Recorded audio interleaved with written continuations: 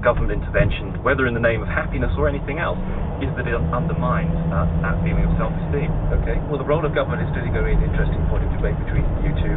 More to come from all three of you in the next three calls. For now, let's go to Shari Val, who's in our phoning room, who's been reading some of your early comments. Shari. An amazing rain of emails on here. It's across the spectrum, but there is a leaning towards the money doesn't make you happy view. Martha Kendall says, of course, poverty leads to unhappiness, but for most of us in modern Britain, we're much more likely to be made unhappy by constantly comparing ourselves to other people who've got more stuff. But acquiring stuff never makes us happy, because there's always someone else with more stuff. So the majority of us earn significantly less than £50,000 a year, would be much happier if we counted our blessings.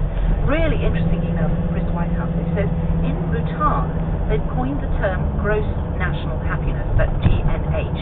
He says, I was privileged to present a paper whilst living there for an international conference in 2004, and they really use GNH as a basis for development planning, just as we might do it for environmental impact assessment before going ahead with a project.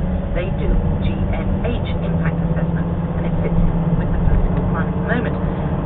Kai says the amount of happiness is the smallness of the gap between our expectations and our reality of life. If we expected more than we have, then we're sad. And if we have as much or more than we thought we were going to have, then we're happy. We just need to keep our expectations modest, he said.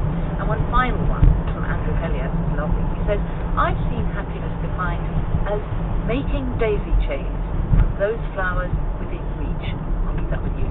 Oh, I quite like that. Shari, thank you very much. Julia Evans is in Gower. Julia, good afternoon. Good afternoon. I read a really interesting piece of research, a book called The Effects of Inequality by Richard Wilkinson. And the conclusion you have to come to when you read that book is happiness is not an social life, it's more fragmented. Because we're a social animal. If you're experiencing difficult things, the worst crimes, suicide rates, depression, all the rest of it, are in societies where there's a big difference between the average income, say, and the big income. The experience of people living in a society where they're feeling less well off than others. The whole thing fragments, difference in income, it fragments people from one another. Andrew Oswald, is that true, do you believe? Well, certainly inequality does seem to matter to humans. There's a huge debate at the moment among researchers about how important inequality is or is not for the average level of happiness in a society. I think the balance of opinion at the moment is that inequality is bad for the average level of happiness, but it doesn't have an enormous effect.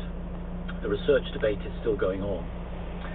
Julia, having come to the conclusion you have on the basis of reading that book, what do you say needs to change in Britain if we are going to be a happier society? Well, I think for the past 30 years, government has been decreasing the amount of wealth that comes to ordinary or poor people and increasing the tax breaks to the very few people at the top. So you've got people now who are quite extraordinarily wealthy. I'm not saying they're necessarily happy, but the money that goes to national health benefit, the average wage and so on has actually decreased over the past 30 years. I think the government